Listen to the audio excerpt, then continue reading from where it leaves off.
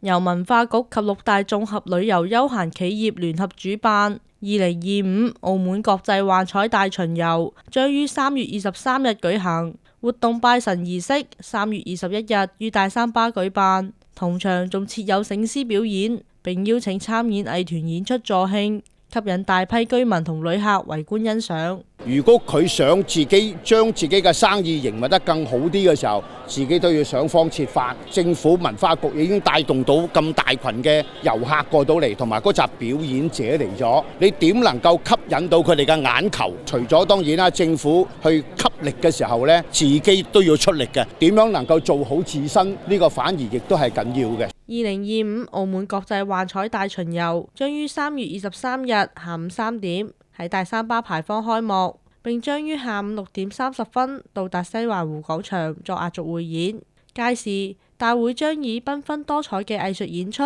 為東亞文化之都中國澳門活動年揭幕，展現澳門多元文化交融共存嘅魅力。